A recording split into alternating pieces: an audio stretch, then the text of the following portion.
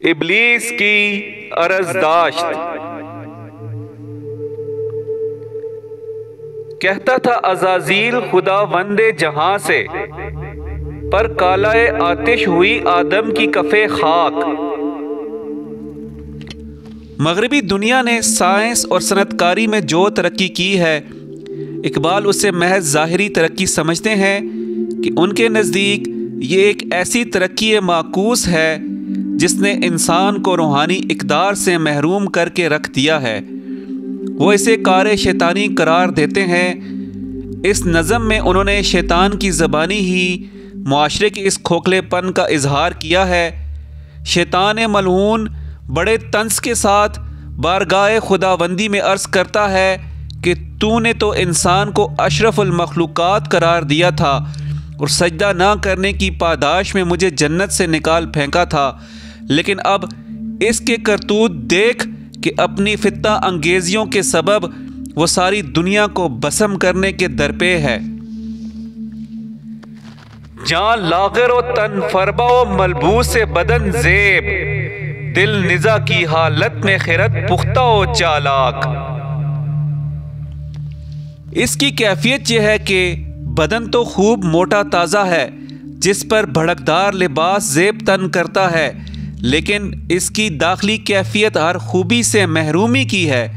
अलबत्ता ज़हनी तौर पर इंतहाई चालाक और अय्यार हो चुका है कि सारी दुनिया को उंगलियों पर निचा रखा है। नापाक जिसे कहती थी मशरिक की शरीयत, मगरब के फकीहों का ये फतवा है कि पाक। मशरकी तहजीब और शरीयत ने शराब, जुआ और हर नौ की बुराई और बदकारी को हराम करार दिया है। मगरब में उनको हलाल करार दे दिया गया है। इसके असरात मशरिक पर भी नमूदार हो रहे हैं, जिसके सबब यहाँ के लोग भी तमाम इखलाकी और रूहानी इक़दार से महरूम होकर लहू व लहब में गिरफ्तार हैं।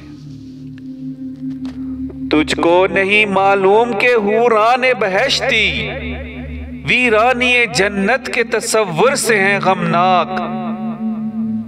ए कादर मुतलक, क्या तू इस हकीकत से आगाह है कि इंसान की बदकारियों के सबब हुरान बहश्त भी इस नतीजे पर पहुंचकर मग़मूम व मायूस हैं कि ऐसे बदकिरदार लोगों के लिए जन्नत में कोई गुंजाइश नहीं, लिहाजा वो वीरानी का शिकार होकर रह जाएगी।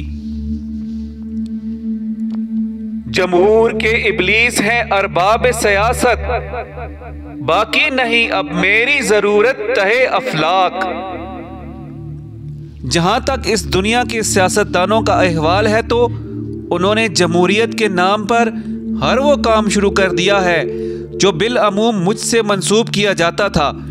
वो कदम कदम पर अवाम को धोखा दे रहे हैं और अपने ज़ाती मफादात के लिए हर मुमकिन फरेबकारी से काम ले रहे हैं। तू ही बता कि अब इस दुनिया में मेरी क्या ज़रूरत बाकी रह जाती है कि मेरी जगह तो इन लोगों ने ले ली है।